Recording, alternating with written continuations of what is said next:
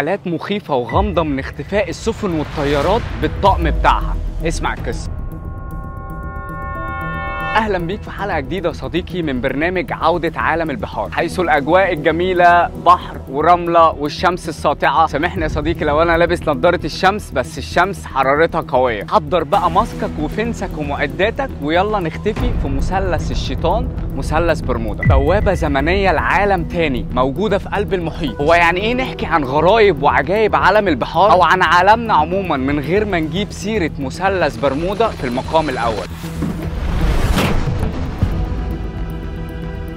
مثلث برمودا واخد مساحة 500 ألف ميل مربع تقريبا من المحيط الأطلسي، محاوطه من الشمال إقليم برمودا، من الجنوب بورتريكو، ميامي الأمريكية من الغرب. كانت مجرد بقعة عادية هادية في البحر لحد ما بدأت تحصل فيها حالات غريبة وغامضة من اختفاء سفن وطيارات بطوائمها. بدأت الحكاية من رحلة استكشافية عادية لكريستوفر كولومبوس سنة 1492، وخلال مروره بالمنطقة دي لاحظ أضواء غريبة عمالة ترقص في الافق، لاحظ كمان تعطل غريب في بوصلته، وبدا الارتباك على طقم السفينه كله وما كانوش فاهمين ايه اللي بيحصل. طقم المركب بقى يقول له ايه يا عم كولومبوس، في ايه؟ انت واخدنا نكتشف العالم ولا واخدنا على فين؟ ودي كانت اول قصه تسجل غرابه وغموض المنطقه دي. كان خلينا اخدك بقى للقرن العشرين، تحديدا 5 ديسمبر سنه 1945 اللي حصل فيها اشهر حاله اختفاء في المثلث. الرحله 19 البحريه الامريكيه وقتها اطلقت 5 قاذفات توربيد من قاعدة بحرية في فلوريدا في مهمة روتينية عادية خالص، بس ما رجعوش تاني. بعد ساعات طويلة من عمليات الإرسال اللاسلكي المشوشة من طواقم الطيارات دي، اختفت ال5 طيارات بالطواقم بتاعتها بالكامل. مش بس كده صديقي، ده طيارة البحث والإنقاذ اللي بعتوها هي كمان اختفت. ما كانتش طبعا دي الرحلة الوحيدة اللي حصل فيها اختفاءات، لا، كان في قبلها سفينة شحن أمريكية اسمها سايكلوبس، اختفت سنة 1918. رب أكون بقول الاسم صح،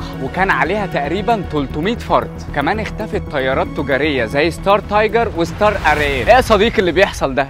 ايه يا جماعه في ايه؟ ايه المنطقه اللي ملهاش حاكم؟ طيب ايه تفسير الاحداث الغامضه والمأساويه دي؟ هقول لك. طلعت نظريات لا نهائيه، منها العلمي ومنها الاسطوري، الهبد يعني يا صديقي، وانا هاخدك للعلمي منها. واحد من التفسيرات العلميه للمثلث الشيطاني ده هي ان في رواسب ضخمه من هيدرات الميثان اللي راقده في قاع المحيط الاطلسي في المنطقه دي. ممكن تعمل ايه دي يا صديقي؟ لو طلعت كده بتسبب انخفاض في كثافه الميه. يا عم مو بالله عليك خدني على قد عقلي. طب ده كمان بيعمل ايه؟ هقول لك يا صديقي، ده بيخلي ان من المستحيل للسفن انها تفضل طافيه. طب الطيارات بقى يا عم مو، والله عارف اللي انت هتسالني السؤال ده يا صديقي. غاز الميثان ده لما بيزيد منه ممكن يطلع للهواء ويعمل جيوب هوائيه زي السحب كده يا صديقي، بتؤدي لتحطم الطيارات وغرق السفن. نظريه تانية بتقول لك ان ده بسبب شده تيار الخليج. ده تيار محيطي قوي بيجي من خليج المكسيك ويصب في المحيط الاطلسي. الميه بقى اللي جايه بسرعه ديت ممكن تخلق تغيرات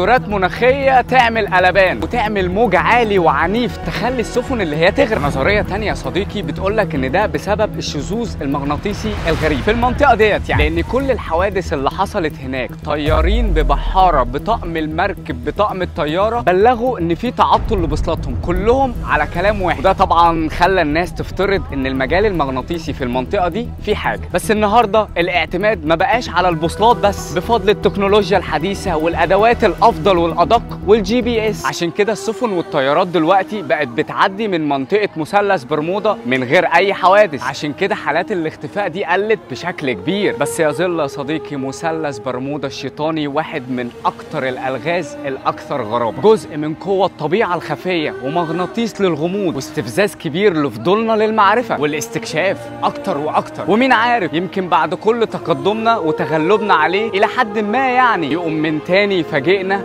بحوادث وكوارث تانية. بعد بقى ما سمعت كل النظريات اللي قلتها لك، تفتكر انت يا صديقي كل اللي حصل ده سببه ايه؟